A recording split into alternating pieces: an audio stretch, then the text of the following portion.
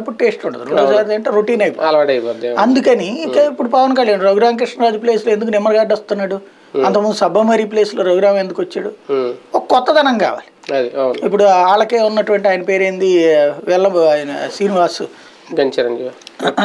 అదే వీళ్ళ తరపున మాట్లాడుతూ ఉంటుంటారు కదా మన ఐఏఎస్ అకాడమీ, కొలికపూడి శ్రీనివాస్. ఓసారి కొలికపూడి శ్రీనివాస్ గారు కొన్ని రోజులు హైలైట్ అవుతాడు, కొన్ని రోజులు రఘురామకృష్ణరాజు అవుతాడు, కొన్ని రోజులు సబ్బమరి అవుతాడు, ఇప్పుడు నిమ్మగడ్డ రమేష్ కుమార్.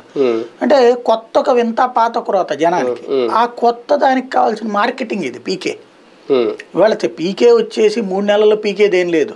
పీకేకి సంబంధించి ఒక టీం లాస్ట్ అప్పట్లో 3-4 ఇయర్స్ పనిచేశారు. 3-4 ఇయర్స్ పనిచేసిన తర్వాత ఒక సిస్టమ్, దానికి అనుగుణంగా జగన్ ఒప్పుకోవడం. అంటే జగన్కి వాళ్ళు ఫీడ్బ్యాక్ ఇస్తారు, డెసిషన్ మేకర్ జగన్.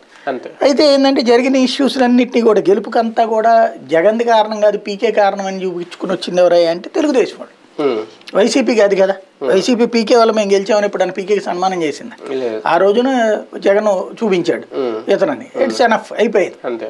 ఎందుకంటే ఆ రోజున మనం ఇప్పుడు ఏదైనా పెద్ద ప్రోగ్రామ్ జరిగినప్పుడు అయిపోయాక అందులో పాల్గొన్నటువంటి వాలంటీర్లు నేను అందులో సూపర్వైజ్ చేసిన వాళ్ళు ఒకసారి పరిచయం చేస్తాం, అంతేగాని వాళ్ళే ఇదంతా చేశారని చెప్పం కదా.